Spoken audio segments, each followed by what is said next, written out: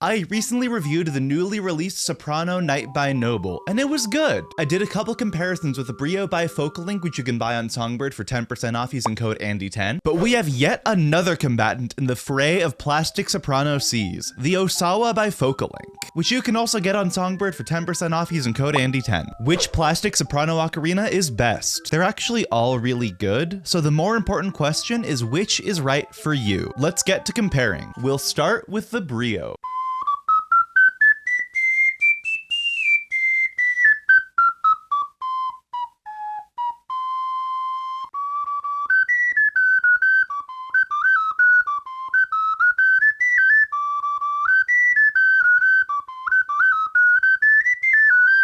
As for breath pressure, it's medium. It feels natural. It has a really good breath curve. All of these ocarinas have really good natural breath pressure and breath curves. I'll have sound samples for each and I'll do a comparison at the end, but the main thing we're considering are aesthetics and ergonomics, and other little factors like that. Aesthetically, the Brio is like the most boring of these three ocarinas, and that's not a bad thing. It has the most typical ocarina shape of the three we have today, and it has a shade of blue that everybody associates with plastic ocarinas. And of the three options we have, it is the lightest weight and smallest. For many people, especially if you're wearing it around your neck, that's a big plus. Though for some people, for example, if you have very large hands, that could be a drawback. My hands are on the larger side and I still feel comfortable playing this ocarina. Though occasionally when sliding my middle finger to cover the subhole on the right hand, I do bump into my pinky finger. So if you need the smallest, the lightest weight soprano ocarina to wear around your neck all day while you're traveling, while you're at conventions, whatever, it's a great pick. And the Brio comes in a stylish shade of black now, as well as all the shades you've seen before. So the Brio is gaining a competitive edge against the Knight by Noble. Let's go over the Osawa Soprano C now.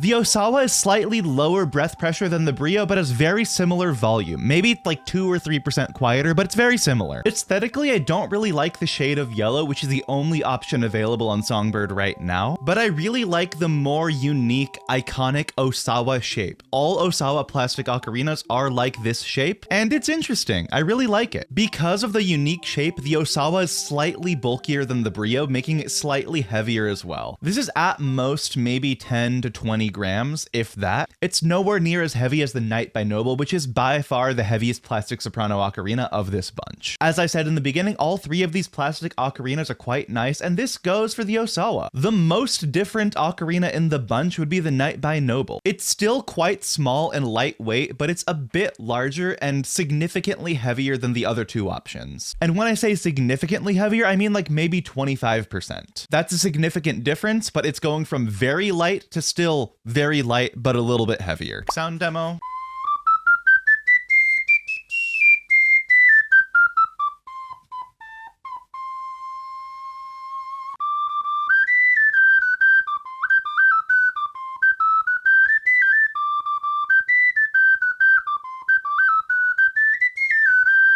Aesthetically, I really like the shape of the Knight by Noble. It has that very signature Noble ocarina shape. Noble the company, not Noble the adjective. Though it does look quite regal, with the flat tip and the nice shade of black and all. It is still a little weirdly big and heavy for a soprano ocarina, but that does come with the benefit that it's a bit more substantial in my large hands. Because it's slightly larger, my fingers don't bump into each other nearly as much as with the other two options, which, again, that's no big deal and something you can get used to. If I could play the Brio for like 7+ years and enjoy it, you can play it as well, no matter how big your hands are, unless they're like gigantic, but I digress. The larger size and heavier weight does make it feel more substantial in my hands and slightly easier to grip, but it's not significant enough of a difference for me to really care. The heavier weight will also make it slightly less comfortable if you're wearing it around your neck with a strap all day. But again, it's still quite lightweight. It's a soprano ocarina after all. Let's do some quick comparisons. I'm gonna play Kakariko Village on all three of them.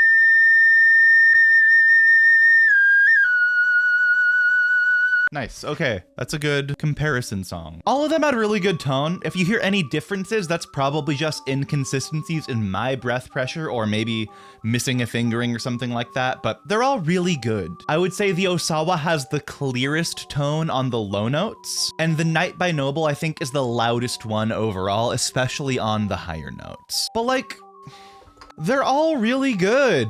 They're all about the same quality, close to the same price. They have the same range, similar volume, though the Night by Noble is a little bit louder than the others. And there's just slight differences. Your personal preference will be the main determining factor in which of these 3 ocarinas you buy. The area where they differ most is frankly aesthetics and maybe a few other tiny factors. I like the shape and color of the Night by Noble most, but it's heavier and larger than the others, which could be a benefit for some, maybe if you have larger hands, but a drawback for others, maybe if you want to wear it around your neck all day. The Brio has been my go-to for 7 years, so it just feels really comfortable to use. And it's just quite a solid little instrument. As for the Osawa, I don't love the color options, but I really like the unique shape and clear tone. Otherwise, they're really just all great.